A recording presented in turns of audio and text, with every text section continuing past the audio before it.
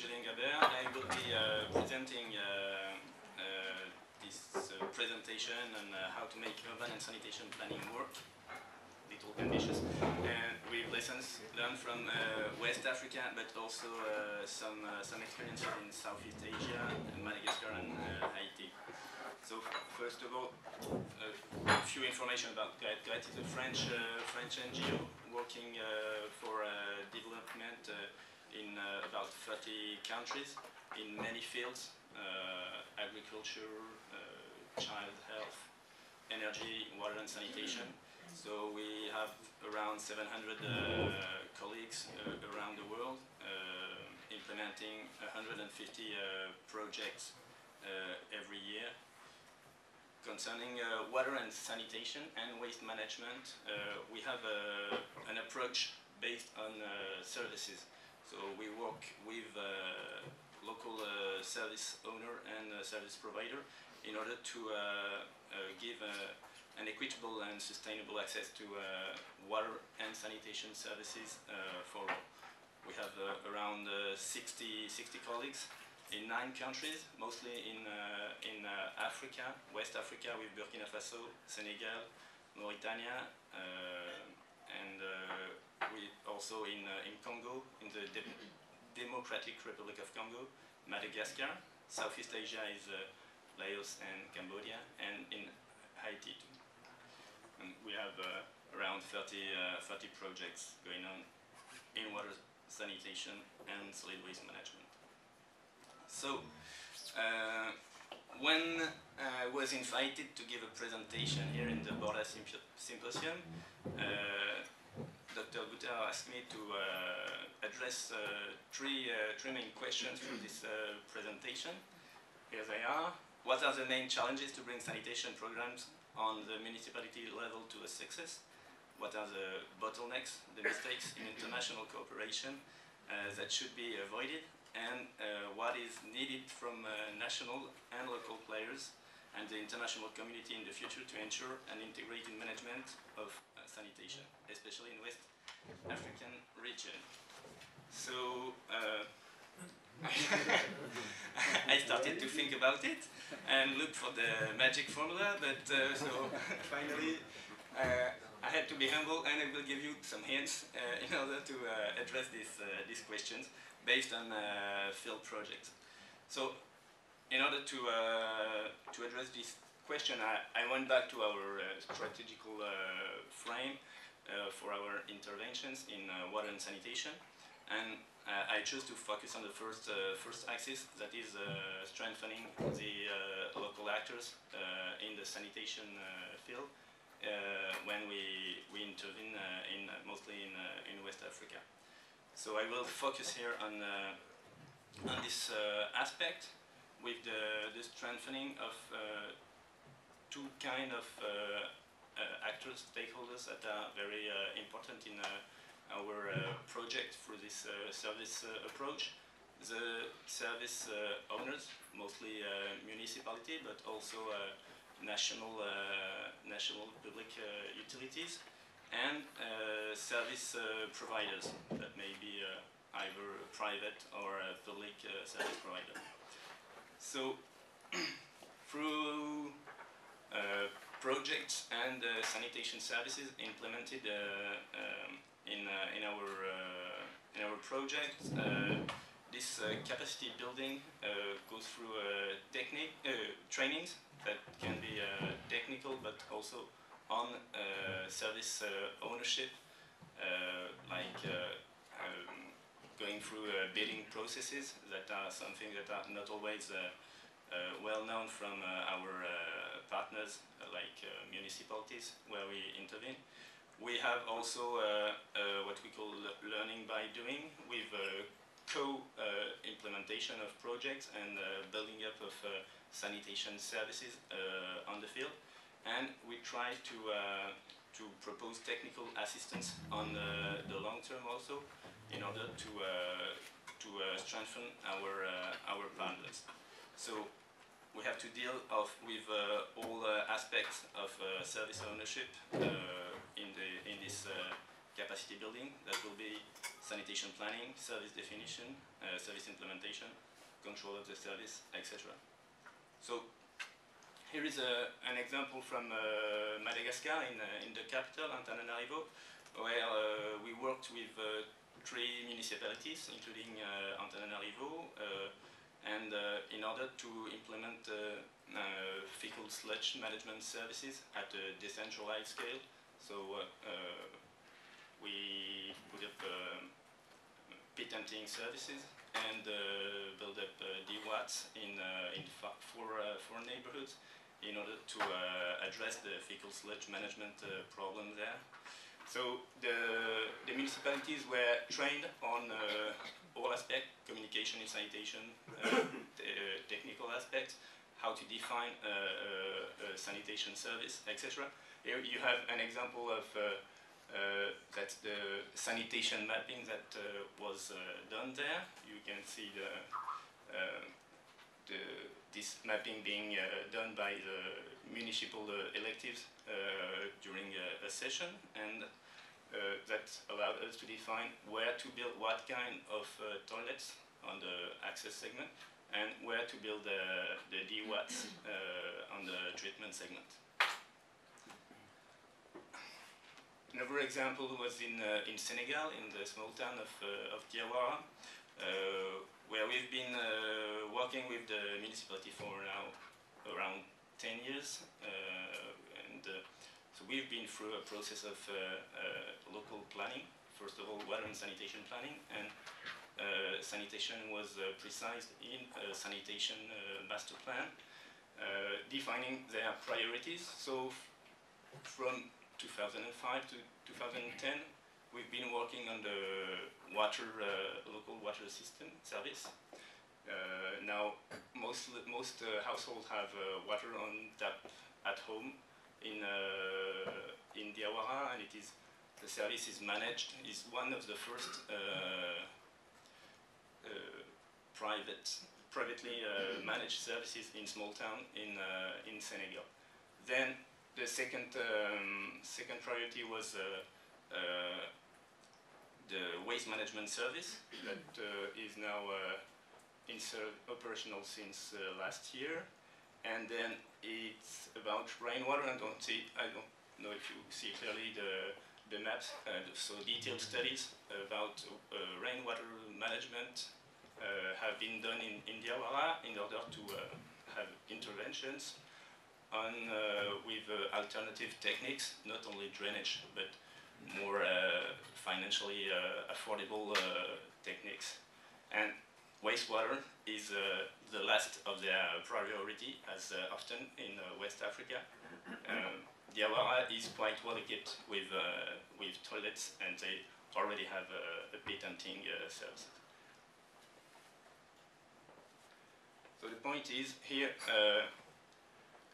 the partnership with this municipality is a good one. We've been working with them for 10 years. We're not present full-time in Diawara, but our team gives a technical assistance that would be dotted from time to time, and it's this planning and its respect over the years that has been quite a success until now, and that has made Diawara some kind of showroom for public services in small towns in Senegal.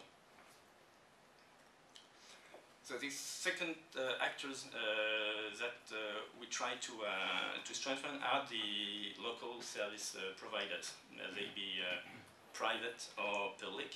Same thing, we go through trainings, learning by doing, and technical assistance on all aspects: technical, management, communication, financial skills.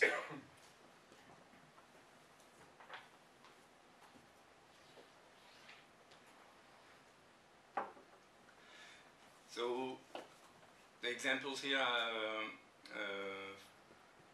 the Sanimarts operators. Sanimarts being toilet stores we implement in several countries.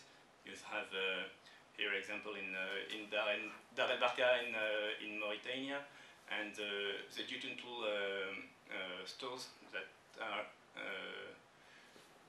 implemented in Madagascar. Now there are something like 35 stores in 25 municipalities that are selling toilets to household locally. So these operators are local economic private operators, but that have to be strengthened in their management capacities, marketing and communication capacities.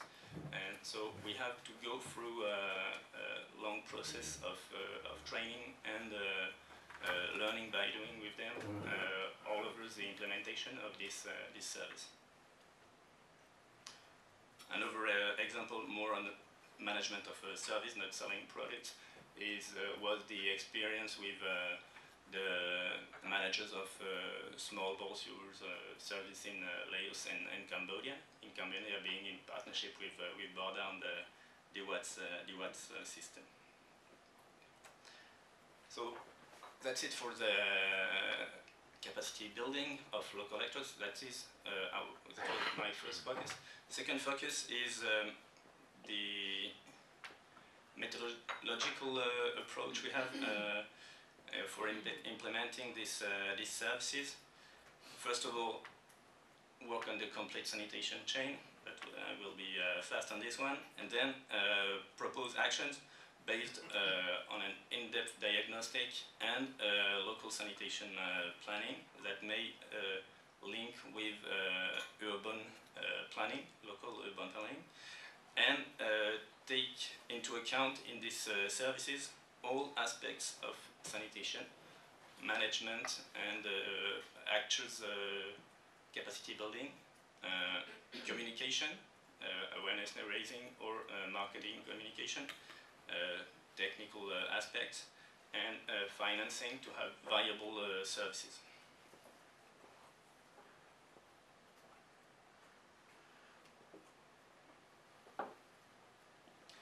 So, first aspect, going into the complete sanitation chain. So that's quite obvious for my audience today, but a few years ago, or still on the field, in working with many municipalities in Africa, nobody cares about evacuation and treatment. So a great step has been done with going through from the MDGs to the SDGs, and not just focusing on the access rates, but also trying to see what to do with wastewater to evacuate and to treat. We have to raise awareness from local municipalities, from local actors, even from some national actors, that toilets are not all, and we have to do something when the pit is full. Second aspect is about local sanitation planning. Here the example is in Port-au-Prince in Haiti, after the earthquake in January 2010. Some big housing and reconstruction projects, programs were set up. So here you have one of these programs that take place in 8 neighborhoods next to Morne l'Hôpital, and for each neighborhood there has been a urban master plan that has been elaborated. So we have the chance that there is another team in GRET that is working on urbanism. So they did this urban master plan in the Bayarjo neighborhood. Here you can see it, and then working on this. Once they've done this master plan, they realize the priorities in this neighborhood, and they ask us to work on the service part. That would be on water, sanitation, and solid waste management, and also stormwater management in the neighborhood. So we had to define a local sanitation plan.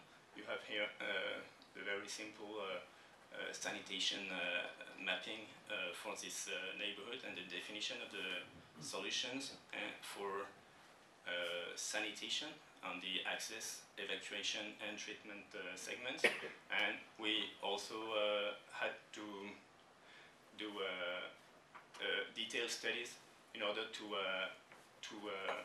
take care of the stormwater that go through Ravine George.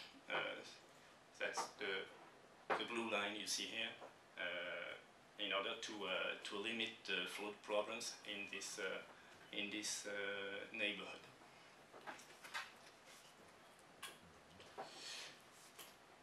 And finally, the first axis of this methodological approach is about integrated approach of sanitation. As I said, we try to work on technical, communication, management and financial aspects at the same time in all our projects, and that's important. So the example here is more rural than urban, but that is one that was quite well monitored. So you see here in the municipality of Ndiago in Mauritania, where we intervene in order to have people equipped with improved toilets. So first of all, at the beginning, there was a big CLTS campaign, and local masons were trained in order to build improved toilets. You see here in the upper part that many people got equipped, but self-constructed their toilets that were unimproved toilets. And at the beginning, and the masons did not build many improved toilets in Ndiago. We can see it's quite flat for the first 2 years, because we had been only on awareness raising aspect and technical aspect, just leaving the masons with themselves on the field. So in the second phase, we worked more on the marketing aspect with community approach for marketing based on groups of women in the villages of intervention, with all the aspect of providing construction materials to these villages that are quite isolated, and financing schemes in order to offer a service that was more valuable. And so we saw next that the building of improved toilets, the rate of building was multiplied by 3, and now quite everybody is equipped with improved toilets in this area. So that's what we call the integrated approach for sanitation.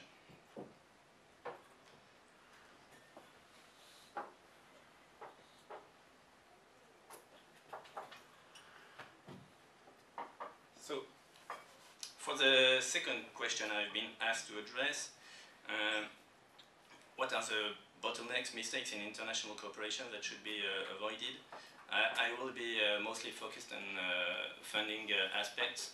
So right now, I think that short-term funding we have access to cannot succeed in implementing sustainable sanitation services. The example I will take is France. In France, when you, between the moment the public decision has been made to build a treatment station and the moment the station is operational, it takes 10 to 20 years of study, authorization, public consultation, and building in order to have this treatment station operational. And we should be able to do this in 3 years in Africa when we deal with sanitation project. So I think when you go through all these land tenure problems, environmental administrative procedures with high standards, validation from all stakeholders, at least 5 years is quite a minimum. So as we've been saying, innovative approaches are needed. So research and development is needed in order to to have sanitation services that are adapted to the context we deal with. And this innovation can reduce infrastructure cost and funding. I will give 2 examples.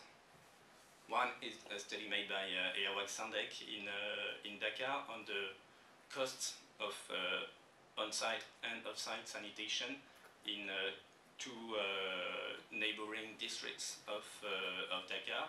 That's dealing with, I don't remember, it's 200 or 400,000 people in the city of Dakar.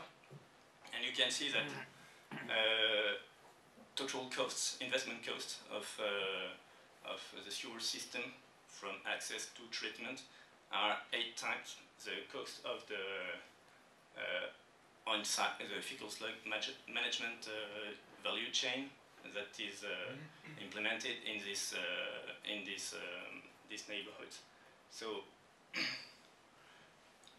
here, trying to go to this on-site, I would say, this fecal sludge value chain is quite innovative when you talk about it with local and national authorities in Senegal, in West Africa, and it's here right now a big program is going on in Dakar in order to have viable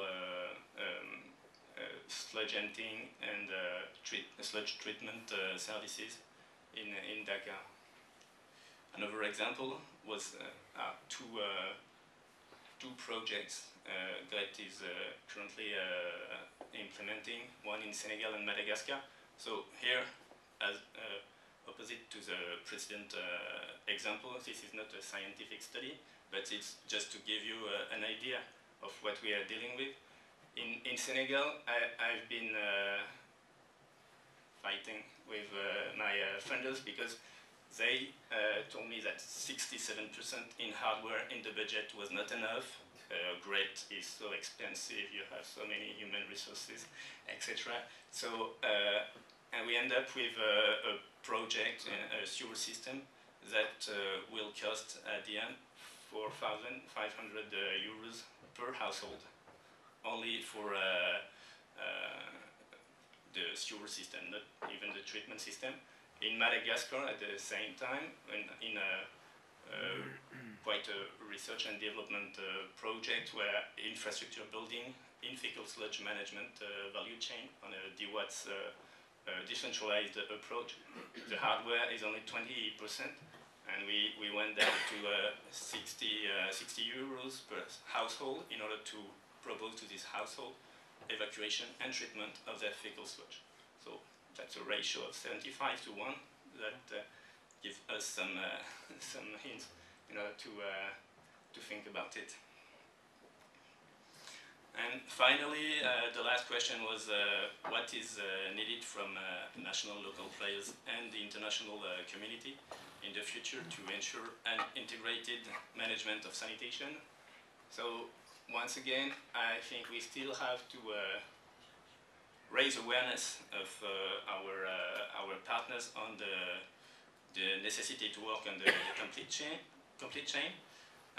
Another point is that indicators and observatories on the complete sanitation chain must be put in place. Right now we have very little figures on how much wastewater are correctly evacuated and treated in different countries. I think there should be a focus also on the small and medium-sized cities that we've seen will be the cities that will expand in the next few years. So if we start with local public sanitation services that are already in place, when they will expand, we can hope that it will help have this in mind in the urban planning. And finally, I think awareness raising is needed on the need for realistic and adapted solution planning and for adapted sanitation, planning and solutions. we've seen with the two previous examples, maybe the off-site, on-site problem we can meet. Talking about locally adapted local sanitation planning. Here also is maybe the third town in Mauritania with 60,000 inhabitants, and their sanitation master plan is covering all the city with sewer system. That's something like a year of budget of Mauritania. That would be investment budget that would be needed to do so. And finally, decentralized and modular sanitation services and solutions, such as on a decentralized approach with DWATs and local patenting services, for example, would seem to me more adapted for a progressive approach for these sanitation services. That's it. Thank you very much for your attention. You mentioned Haiti as an example, and BORDA was doing some steps in Haiti to get a first orientation. It would be very interesting for us if you could say something about the partners you cooperated with, because obviously Haiti is known for being a very big state, and the question of finding the right partners is very important. Okay. Finding the right partner in Haiti is maybe the most difficult place to find the right partner. Hopefully, in water and sanitation in Haiti, you have the DINEPA, that's the National Direction for Water and Sanitation. Water and sanitation would be, I think, the only sector in Haiti where you have such a good national partner you can work with, because they have a clear view of what they want to do in water and sanitation, and they have good staff, but they are also understaffed. In sanitation, you have one national director and her deputy director, and that's it for the whole country. So GRET has a long history since the 90s of working in the water sector in Port-au-Prince, with working with the local water committees in the poor neighborhoods. So that would be 50 neighborhoods for 1 million people. So our partners in the water and sanitation project in Port-au-Prince are with the DINEPA directly on the very strategical aspect, and locally on the field with these water committees. That is quite a net of social partners that are once again deeply involved in the community, and that help us have make a link with the population. In many poor neighborhoods in Port-au-Prince, you would not enter the neighborhood if you don't go with someone from the community. And we've been doing this with these local committed law. So that's our partners. But normally in the water and sanitation, and we are also dealing with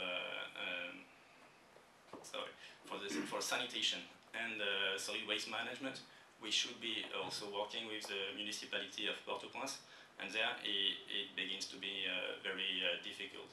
We've been trying for many years in the waste management sector to work with them, but the electives change like every year in the municipality, and they're not much interested in implementing long-term services. So we have national and very local partners, but in between at the municipal level, it's quite more difficult. Christophe? You showed very high costs for conventional sewers in Senegal. Did you also consider simplified sewers as an option? Okay, yes. When we defined the project, we wanted to have a room for defining a simplified sewer solution, because we are in it's a very specific neighborhood, the Gabert neighborhood in Saint-Louis in Senegal. That would be the most crowded neighborhood in West Africa. So you have very small, very narrow streets, and we want to go for simplified sewers, for the tertiary sewers. At the beginning, it was a big part of our project with research on that, and right now we are more on an infrastructure project. So the current works that are going to start in 2016 do not include only a very small experiment on this in this neighborhood, but with these ratios of human resources, we cannot do as much research as we would like, and the prices are high, but not that high compared to other sewer system works we can see in Senegal. We're talking about how much toilets, that means how many people shifted from unimproved sanitation to improved sanitation in this case? Okay, in this case that was 8 villages.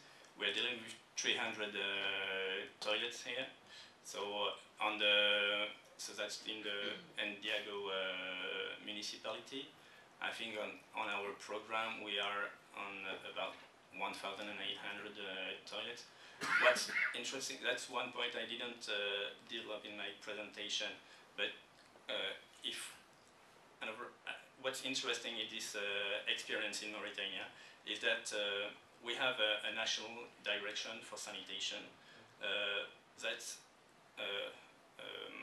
has one strategic frame, that Mauritania should be open air defecation free in 2020. So they are pushed by UNICEF in that way. They are doing a good job on doing CLTS at a large scale.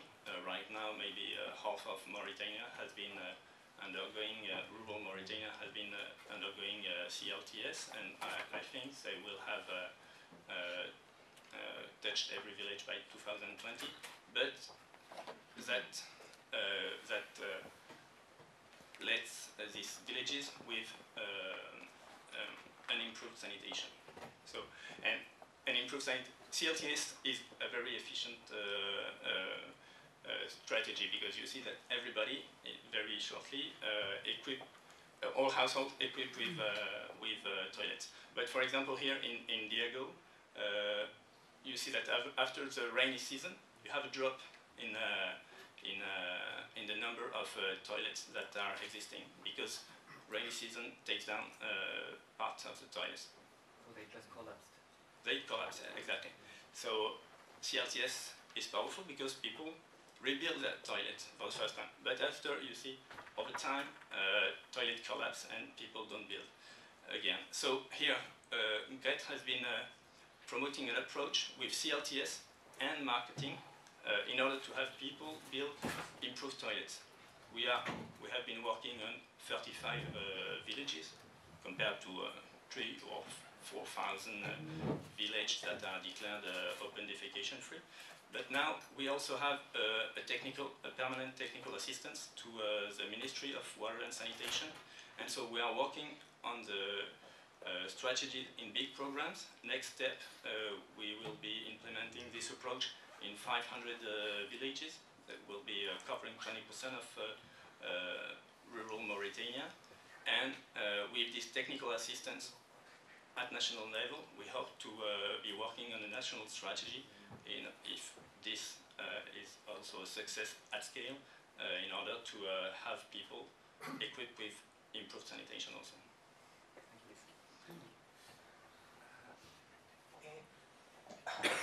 In Madagascar case, actually you showed a map developed by municipality and highlighted the place of DWATs and pit latrine. Yeah. Could you say what was the criteria for this site selection? For the DWATs, for both pit latrine? Okay, for pit latrines, it was mostly based on the depth of the water table, because it's quite high in Antananarivo. So we had to define areas where pit latrines, dry latrines would be forbidden, and areas where microseptic tank latrines, the Sanimaps are selling, would be accepted. And for the DWATs, as it is inside the city, we are working, the pit emptying services is manual pit emptying that has been improved, so the guys cannot go much further than a kilometer or two with the fecal sludge. So we had to build the DWATs treatment plant inside the neighborhood. So the criteria were having 200 square meters available. That was difficult already. And what else? We had to have we made a public consultation in order to have for these sites to be accepted, and that's what got us to the biodigester, because you have no smell. That's very important. No flies in this technology. But yes, mostly it was about land tenure and the groundwater table again for these DWATs. Can you please change to the picture of the full sanitation chain, Julien? I'm sorry, I didn't put the one from the Building Gates Foundation. No, that's very well, because I would like to raise our attention to a detail which is different from the Bill and Melinda Gates Foundation, because from the septic tank we can see that the sludge is emptied and going to the vacuum truck, but that there is still an outlet up there for the supernatant, for the liquid part. And we have been asked by the Ministry of Urban Development, SFIO, last week very much about this approach, what solution we offer for the liquid part which still goes out. Because the Bill and Melinda Gates picture, we remind us, is giving the impression as if the full content is every time empty, which is the case, for example, in refugee camps in Iraq, that's just holding tanks, but here there's something flowing out. So are you getting asked the question, what happens with this discharge of the liquid part? No, we have no question on this, but so in practice it's infiltrated locally.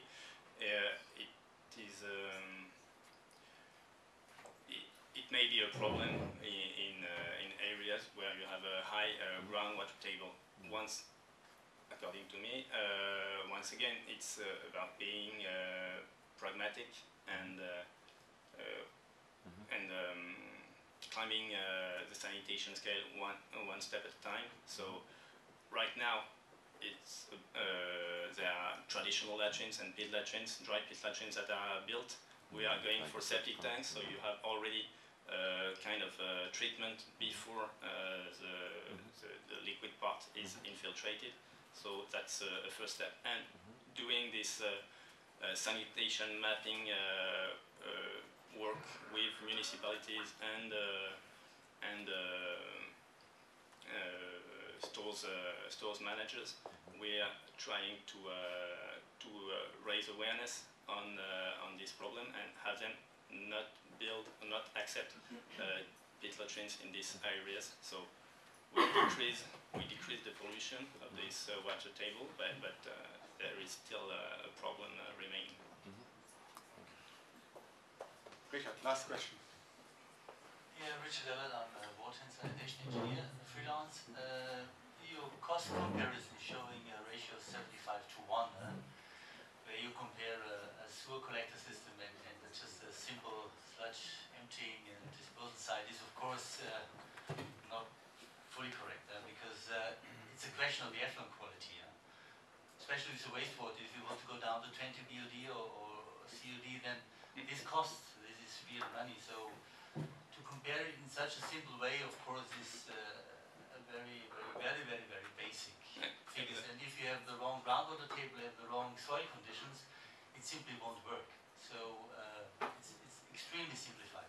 Okay, yes, Yeah. that's Just from the engineering perspective. okay.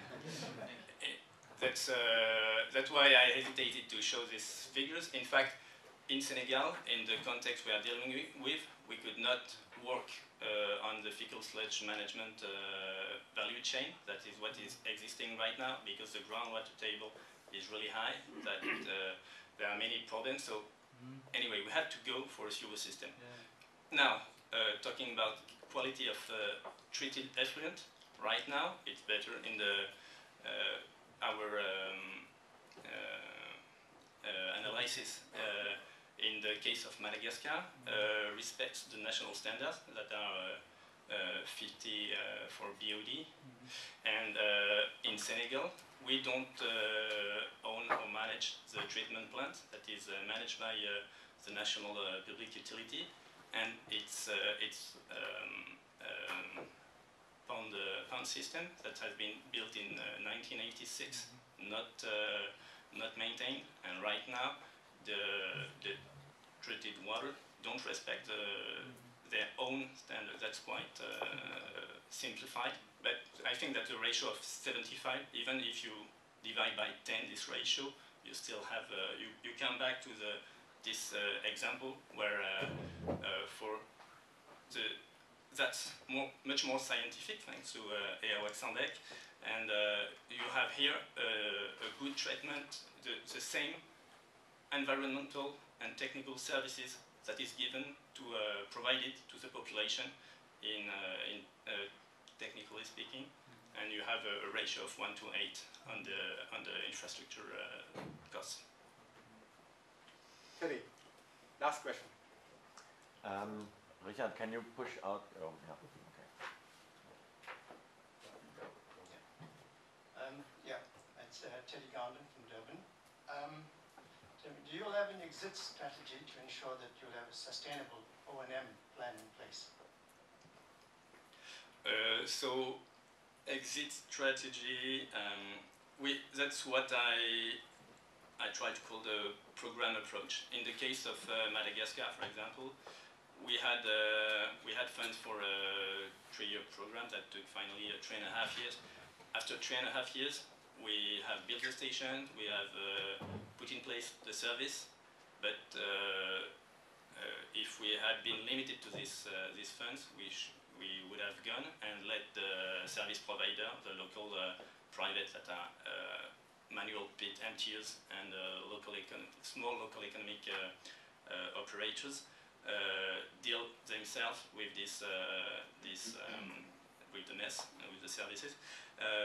So hopefully, being on a program approach, we had other funds that allow us to stay for at least a year and a half more and accompany these operators in operating and maintaining the system. So we are now all the building part is behind us, and we are on a management period with this strengthening of these operators with nice operation and maintenance plans for the station, for example.